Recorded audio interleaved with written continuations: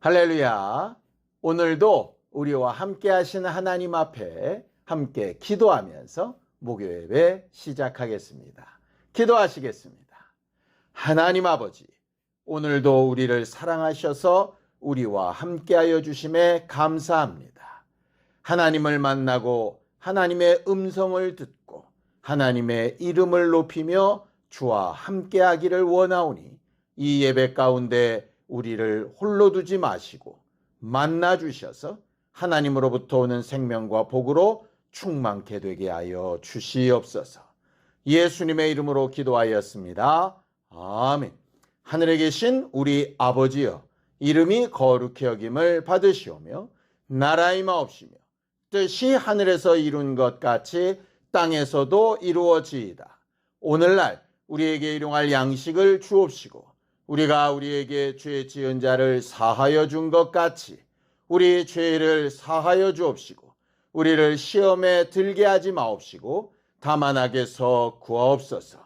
나라와 권세와 영광이 아버지께 영원히 있사옵나이다. 아멘. 찬송가 9장 함께 찬양하겠습니다. 찬송가 9장입니다.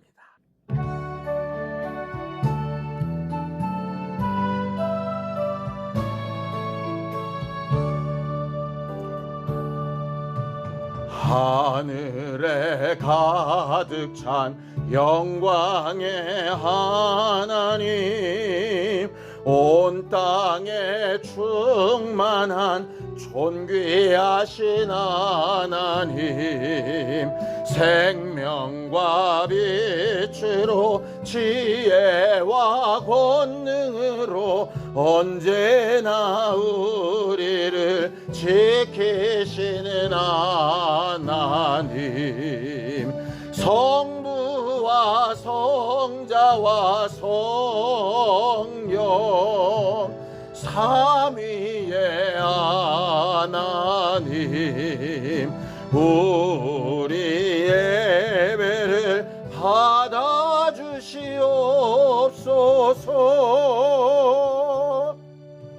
사랑이 넘치는 자비하신 하나님, 은혜가 풍성한 구원의 하나님, 참회의 심령에 평안을 주옵시고 죄악과 허물을 용서하여 주소서. 찬송과 영광과 생명 구원의 하나님, 우리 예배를 받아주시옵소서.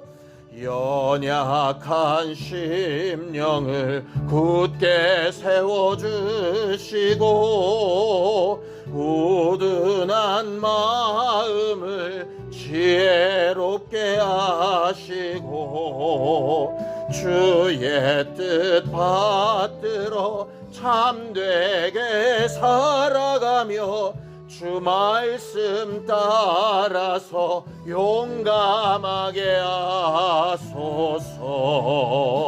권능과 지혜와 사랑 은혜의 하나님, 우리 예배를 받아주시옵소서.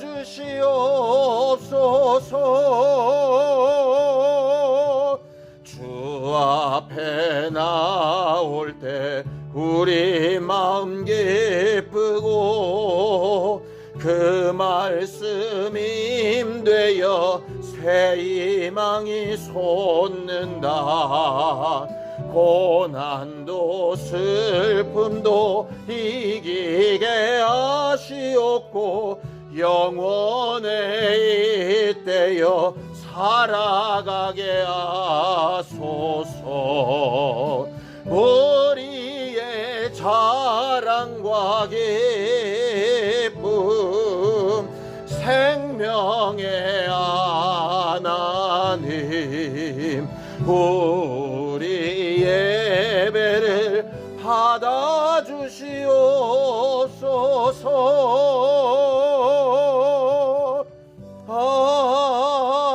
아멘. 하나님 아버지, 오늘도 우리 예배가 하나님 앞에 영광이 되고 우리에게는 생명과 은혜가 되게 하여 주옵소서. 말씀이 우리를 깨닫게 하사 하나님의 마음과 생각과 기준을 밝히 알 수 있게 하시고, 그 하나님의 기준대로 말도 하고 행동도 하는 신령한 교회가 되게 역사하여 주시옵소서. 믿음으로 언금한 손길들 위에 복을 주시고, 하나님이 우리와 함께 하시는 것으로 늘 새 힘을 얻고 미래의 소망을 따라 살아가게 역사하여 주시옵소서. 예수님의 이름으로 기도하였습니다. 아멘. 하나님의 말씀은 잠언서 24장 23절에서 34절까지 말씀을 함께 합독하겠습니다. 잠언서 24장 23절에서 24절까지 말씀입니다. 함께 읽습니다. 시작. 이것도 지혜로운 자들의 말씀이라. 재판할 때에 낯을 보아주는 것이 옳지 못하니라. 악인에게 내가 옳다 하는 자는 백성에게 저주를 받을 것이요 국민에게 미움을 받으려니와 오직 그를 견책하는 자는 기쁨을 얻을 것이요 또 좋은 복을 받으리라. 적당한 말로 대답함은 입맞춤과 같으니라. 내 일을 밖에서 다스리며 너를 위하여 밭에서 준비하고 그 후에 내 집을 세울지니라. 너는 까닭없이 내 이웃을 쳐서 증인이 되지 말며 내 입술로 속이지 말지니라. 너는 그에 대해 그가 내게 행함같이 나도 그에게 행하여 그가 행한 대로 그 사람에게 갚겠다 말하지 말지니라. 내가 게으른 자의 발과 지혜 없는 자의 포도원을 지나며 본즉 가시덤불이 그 전부에 퍼졌으며 그 지면이 거친 풀로 덮였고 돌담이 무너져 있기로 내가 보고 생각이 깊었고 내가 보고 훈계를 받았노라. 내가 좀 더 자자 좀 더 졸자 손을 모으고 좀 더 누워있자 하니 내 빈궁이 강도같이 오며 내 곤핍이 군사같이 이르리라. 우리 하나님은 잠언서 말씀을 통해서 우리에게 지혜의 중요함에 대하여 계속해서 가르치고 계십니다. 오늘 본문에도 이것도 지혜의 말이다 라고 이렇게 말씀하고 있지요. 성경은 지혜를 반짝반짝거리는 아이디어나 어떤 일을 그 순간 모면하며 잘 해결하는 어떤 임기응변을 지혜라고 말하지 않고 지혜는 이런 것이다 라고 아주 분명한 기준을 말해놓고 있습니다. 잠언서 9장 10절입니다. 여호와를 경외하는 것이 지혜의 근본이요 거룩하신 자를 아는 것이 명철이니라 라고 이렇게 되어져 있죠. 지혜는 하나님을 경외하는 것이고 또 그 하나님을 아는 것이 지혜다라고 이렇게 말합니다. 그럼 하나님을 경외한다라고 하는 게 뭘까요? 우리는 어떤 때에 하나님을 경외한다라고 말하느냐 하면 하나님이 어떤 것을 판단하시고 결론을 내리시고 심판하실 때에 경외한다라고 하는 단어를 사용하게 됩니다. 아이들이 시험을 봤는데 성적 자체가 나오지 않는다면 그렇게 두렵고 떨리거나 생각할 필요가 없을 겁니다. 시험을 보는 게 물론 부담스럽긴 하지만 진짜 문제는 시험 본 이후에 그 결과가 드러나고 밝혀지고, 그래서 내 위치나 내 상황이 누구에겐가 판단을 받게 되는 상태, 그때가 사실은 더 어렵고 힘든 일 아니겠습니까? 결국 하나님을 경외하는 자세라고 하는 건 무슨 뜻이냐면 심판하시는 하나님을 인식하고 살아가는 것이라고 하는 말입니다. 그래서 우리가 알아야 될 하나님은 어떤 분이냐? 하나님은 우리를 심판하시는 분인데 이렇게 심판하시는 분이라고 알아라 라고 이렇게 성경은 말을 하지요. 신명기 32장 4절입니다. 그는 반석이시니 그가 하신 일이 완전하고 그의 모든 길이 정의롭고 진실하고 거짓이 없으신 하나님이시니 공의로우시고 바르시도다 라고 이렇게 말하죠. 성경이 가르치는 하나님은 진실하시고 정직하시고 공의로우시고 바르신 분이십니다. 그래서 그의 판단과 심판은 항상 옳지요. 그 심판과 판단 앞에 우리가 설 것이기 때문에 우리는 하나님을 경외하는 겁니다. 그래서 지혜가 뭡니까? 하나님을 잘 알고 경외하는 것인데 하나님은 공의로우신 분이시고 그 공의로우신 기준으로 우리를 심판하실 것이다 라고 하는 거죠. 하나님의 심판은 이렇습니다. 시편 9편 7절에서 8절입니다. 여호와께서 영원히 앉으시며 심판을 위하여 보좌를 준비하셨도다. 공의로 세계를 심판하시며 정직으로 만민에게 판결을 내리시리로다 라고 이렇게 말하죠. 이 똑같은 말을 본문에는 이렇게 이야기합니다. 잠언서 24장 23절입니다. 이것도 지혜로운 자들의 말씀이라. 재판할 때에 낯을 보아주는 것이 옳지 못하니라 라고 이렇게 말하죠. 하나님은 공의로 심판하시는 것이고 재판을 하고 판단을 할 때 낯을 보아주다. 무슨 얘기입니까? 아는 사람에게는 좀 편하게, 모르는 사람에게는 좀 중하게 이렇게 차등을 두어서는 안 된다라고 하는 말이죠. 이 말씀을 레위기에서는 아주 매우 구체적으로 이렇게 설명을 합니다. 레위기 19장 15절에서 16절입니다.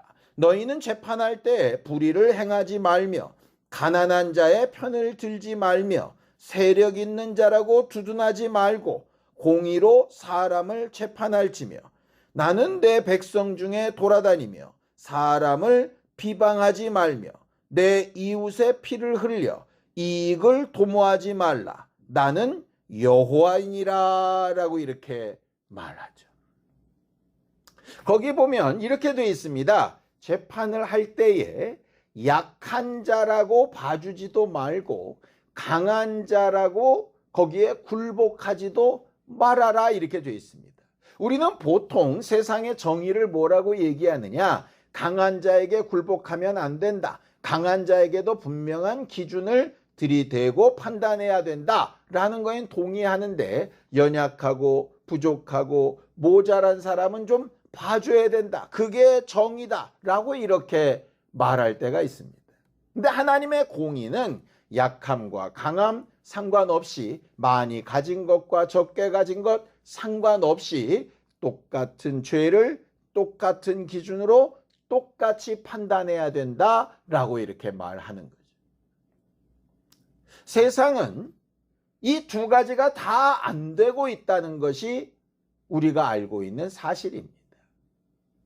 약하고 연약해 보이고 또 어떤 면에서 내 마음에 들고 내가 볼 때 좀 도와줘야 되겠다 생각하는 사람에게는 좀 더 부드럽고 가볍고 하는 것으로 가려고 하는 그런 마음이 있지요. 또 강하고 힘있고 이런 자들에게는 매우 반발하여서 더 충하게 막 하거나 아니면 정반대로 그 권위에 굴복해서 죄를 죄라고 말하지 못하고 하는 이런 불의함도 있게 마련입니다. 그런데 오늘 레위기 말씀에 뭐냐? 어느 쪽이든 그게 결국은 누구를 위하다는 얘기냐? 자기를 위해서 한다는 얘기예요. 결국 자기 이익을 위해서, 자기 욕심을 위해서, 자기 만족을 위해서 기준을 흐트러뜨리면 안 된다라고 하는 겁니다. 우리가 하나님 앞에 구해야 될 부분이 바로 이 부분입니다.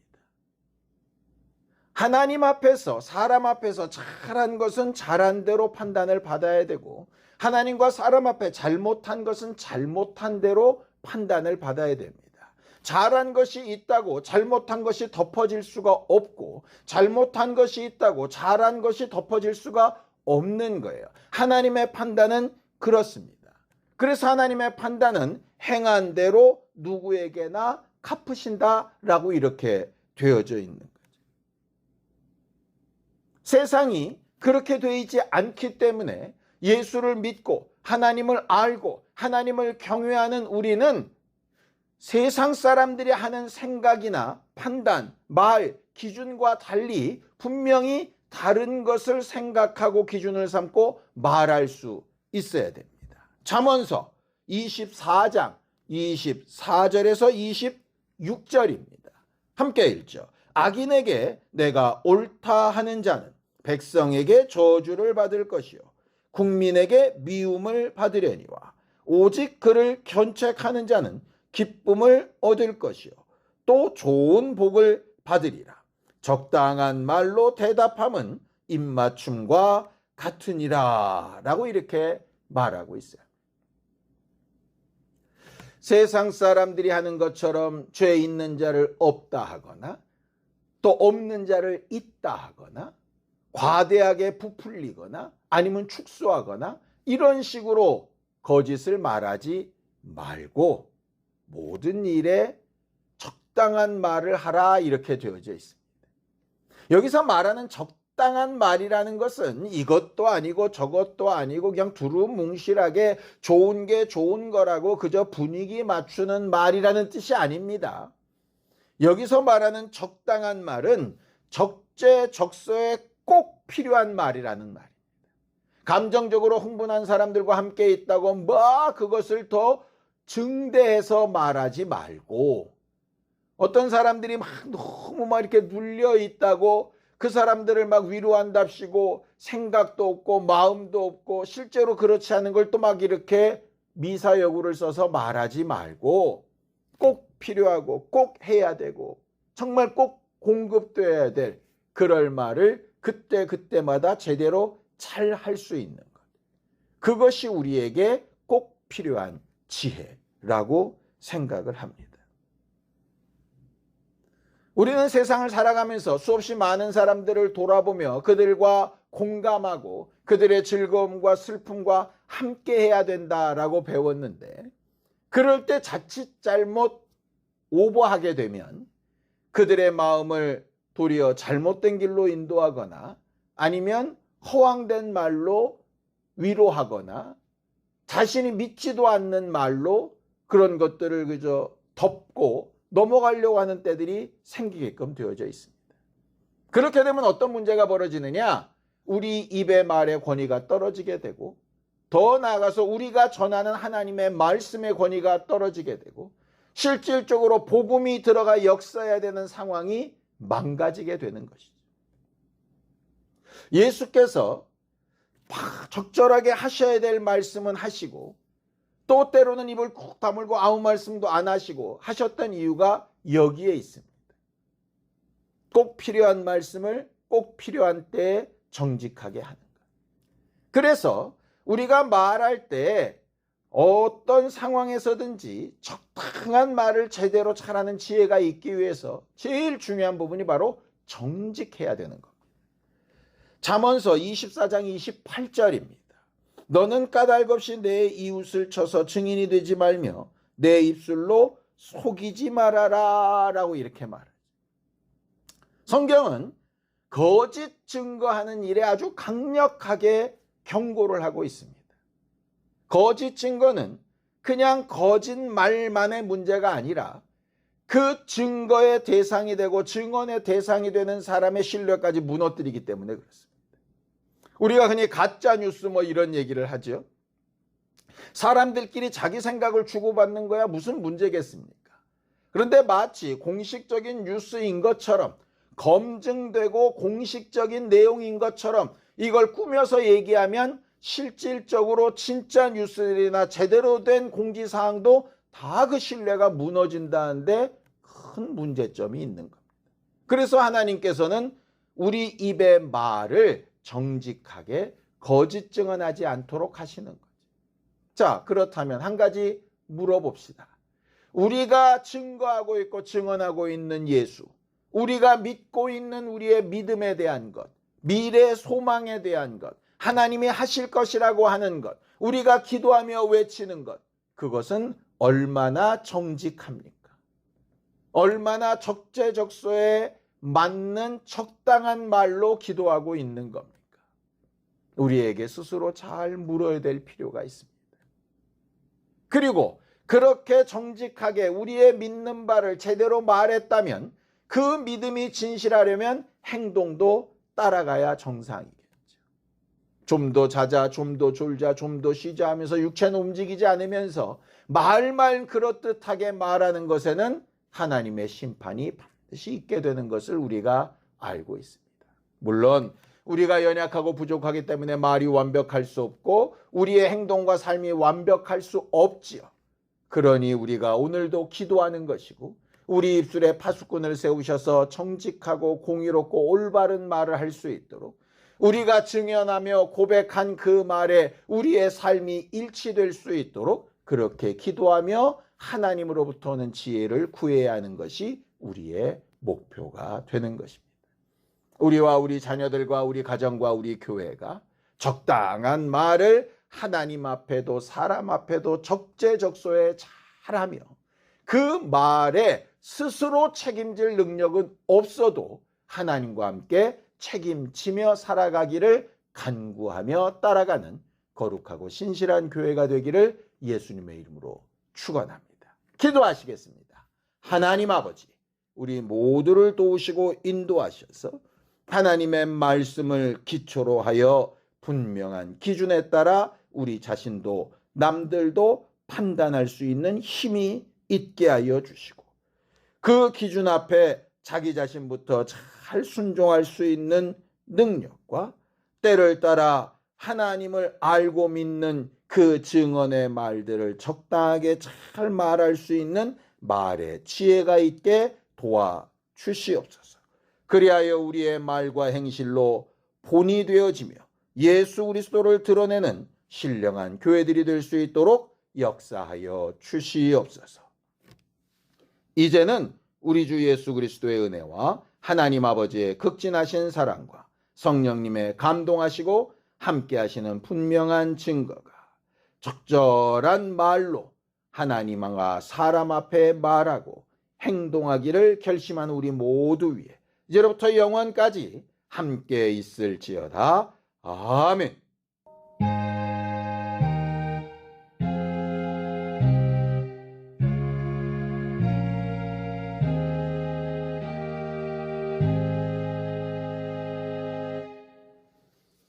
적절한 말에 지혜가 있을 수 있도록 함께 기도하시겠습니다.